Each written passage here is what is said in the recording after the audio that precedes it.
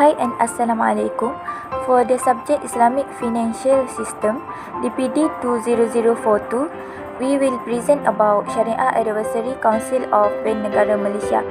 The topic contains about history of establishment, rules and responsibility, achievement, Shariah revolution, which is financing product based on musyarakah, financing based on musyarakah mutanakisah, Islamic negotiable instrument of deposit based on mudarabah. Allow me to introduce myself. My name is Nurul Ain binti Nasir. My matrix number 17 DIB 20F1005. My name is Nurul Ali Izzati Syahada binti Muhammad Farid. My matric number 17 DIB 20F1019. My name is Nurul Aisyah binti Bidin. My matric number is 17 DIB 20F1035. My name is Nur Suhaibah binti Ahmad and my matric number is 17 DIB 20F1015. Okay, let's start our presentation. For history of establishment, the Shariah Advisory Council of Negara Malaysia (SAC) was established in May 1997 as the highest Shariah authority in Islamic finance in Malaysia. The SAC has been given the authority for the ascertainment of Islamic law for the purpose of Islamic banking business, takaful business, Islamic financial business, Islamic development financial business, or any other business which is based on Shariah principles and is supervised and regulated by Bank Negara Malaysia. As the reference body and advisor to Bank Negara Malaysia on Shariah matters, the SAC is also responsible for validating all Islamic banking and takaful product to ensure their compatibility with the Shariah principles. In addition, the advice Bank Negara Malaysia or any Shariah issue relating to Islamic financial business or transaction of Bank Negara Malaysia as well as other related entities. Okay, 2. Roles and responsibility. The bank's activities are subject to the Shariah compliance and confirmation by the Shariah Committee consisting of minimum 5 members appointed by the Board of Directors for a 2-year term. The duties and responsibilities of the Shariah Committee are governed by the Shariah Governance Framework for Islamic Financial Institutions issued by the Bank Negara Malaysia, which is BNM. The main duties and responsibilities of the Shariah Committee are as follows. 1. Responsibility and accountability. The Shariah Committee is expected to understand that in the course of discharging the duties and responsibilities as a Shariah Committee member and responsible and accountable for all Shariah decisions, opinions and views provided by them. For the second, advice to the board and bank including the bank subsidiaries. The Shariah Committee is expected to advise the board management including the bank subsidiaries and provide input to the bank on Shariah matters in order for the bank to comply with Shariah principles at all times. And the third, endorse Shariah policies and procedures. The Shariah Committee is expected to endorse Shariah policies and procedures prepared by the bank and to ensure that the contents do not contain any element which are not in line with Shariah. Next, I will pass the presentation to Aisyah. Number 4. Endorse and validate relevant documentations. This is to ensure that the products of the bank comply with Shariah principles. The Shariah Committee must approve the terms and conditions contained in the form, contracts, agreements, or other legal documentations used in executing the transactions, and the product manual, marketing advertisements, sales illustrations, and brochures used to describe the product. Number 5. Assess work carried out by Shariah Review and Shariah Audit.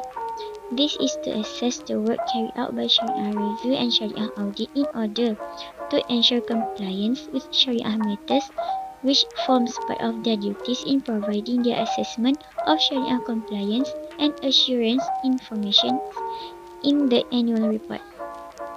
Number 6. Assist related parties on Shariah matters. The related parties of the bank, such as its legal counsel, auditor, or consultants, may seek advice on Shariah matters from the Shariah Committee, and the Shariah Committee is expected to provide the necessary assistance to the requesting party. Number 7. Shariah Advisory Council, Bank Negara Malaysia. The Shariah Committee may advise the bank to consult the Shariah Advisory Council of Bank Negara Malaysia SAC of BNM on Shariah matters that could not be resolved. In cases where there are uncertainties and differences of opinions, the bank may seek advice and refer for a ruling from the SAC. The request for advice shall be communicated through the Secretariat of the SAC. Members of the Shariah Committee must not act in a manner that would undermine the rulings and decisions made by the SAC of BNM or the committee they represent. They are required to respect and observe the published Shariah rulings issued by the SAC and shall not go against the decision of the committee that they represent in public. In cases of disputes and court proceedings relating to Islamic financial business or any Shariah issues arising from the bank's business operations, both the court and the arbitrator shall take into consideration the published rulings of the SAC or refer such issues to the SAC for its ruling. Any ruling made by the SAC arising from a reference made shall be binding on the bank and the court of the arbitrator. In the event where the decision given by the bank's Shariah Committee is different from the ruling given by the SAC, the rulings of the SAC shall prevail. However, the Shariah Committee is allowed to adopt a more stringent Shariah decision. Next, number 8. Provide written Shariah opinions. The Shariah Committee is required to provide written Shariah opinions in circumstances where the bank make reference to the SAC for further deliberation or where the bank submits applications to the bank for the new product approval. Number 9. Provide the bank with guidelines and advice on religious matters to ensure that the bank's overall activities are in line with Shariah. Number 10. Make decisions on matters arising from existing and future activities of the bank which have religious repercussions. Number 11. Report to the shareholders and the depositors that all the bank's activities are in accordance with Shariah. Number 12. Provide Shariah advisory and consultancy services in all matters relating to bank's products, transactions, and activities as well as other businesses involving the bank. Number 13. Scrutinize and endorse the annual financial report of the bank. Number 14. Provide training to the staff as well as notes or relevant materials for their reference. Number 15. Represent the bank or to attend any meetings with the SAC or other relevant bodies concerning any Shariah issues relating to the bank. Number 16. The Shariah Committee shall maintain the confidentiality of the BMMB's internal information and shall responsible for the safeguarding of confidential information. He or she should maintain all information in strict confidence except when disclosure is authorized by the bank or required by law. And the lastly is number 17. The Shariah Commit shall ensure the quality and consistency of the Shariah decisions. Next, the achievements. Number 1. Key indicators for financial in Malaysia. Number 2. Global benchmarks, which is AFI core set of financial inclusion indicators. IMF Financial Access Survey, Maya Declaration Progress Report, World Bank Global Financial Inclusion Index, which is FINDEX, and lastly, OECD Scoreboard on Financing SMEs and Entrepreneurs. Next, I will pass to the next presenters. Financing product based on musyarakah. Musyarakah refers to equity partnership, arriving from the word syirkah, or in Malaysia we commonly know it by the word syarikat. It means a group of investors pool their money as capital and jointly enters into a business venture as partners, be it finance or expertise for the business for the purpose of making a profit. A leader or manager may be appointed to run the business. All the partners agree on a profit sharing ratio for profit they intend to share, and this is negotiated upfront based on what they contribute, like money, skills or otherwise determined. However, this also means that the partners agree that any losses they will share but limited to their capital contributions. Okay, secondly, financing based on musyarakah mutanakisah. Conceptually, musyarakah mutanakisah is geared to introduce the Islamic banking market into the concept of equity financing. For many years, the market has been criticized of developing debt-based financing products, but have largely ignored equity-based products such as musyarakah financing and mudarabah financing. Musyarakah mutanakisah is hopefully the right step in that direction. There was a proposal from an Islamic financial institution to offer Islamic house financing product based on the concept of musyarakah mutanakisah. In general, the modus operandi of the house financing product based on musyarakah mutanakisah is as follows. Okay, first, a customer who wants to buy a real property applies for financing from the Islamic financial institution. Second, the Islamic financial institution and the customer will jointly purchase the real property based on a determined share, depending on the amount of financing requested.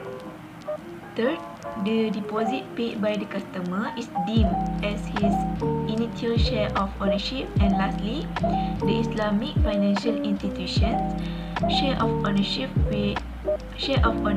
will be leased based on ijarah to the customer.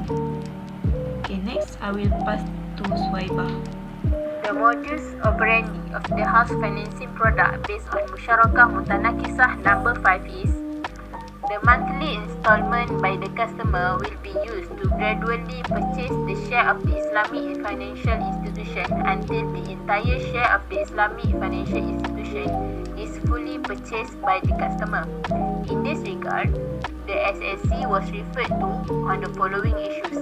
Firstly, whether the collective usage of musyarakah and ijarah agreements in one document of musyarakah mutanakisah is allowed, since such collective usage may be perceived as having two transactions in one sale and purchase contract, which is bai'atan fi al-bai'ah, which is prohibited in Shariah. And secondly, whether a pledge may be imposed by one of the owners of the asset over the jointly owned asset.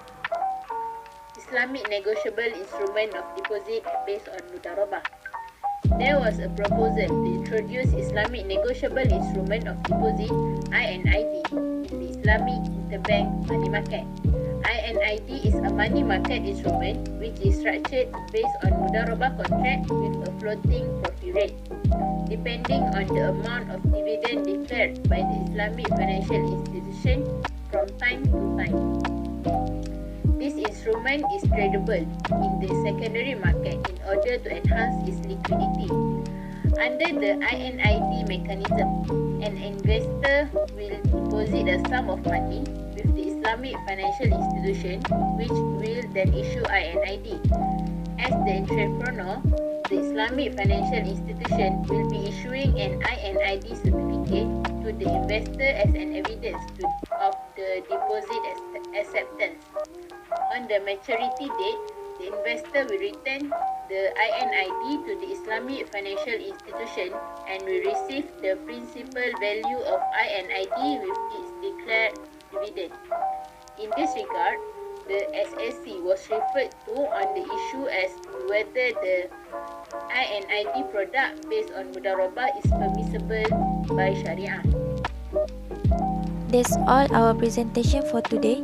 Thank you because lend your precious time for listening to our presentation. Hope you guys enjoy. Bye.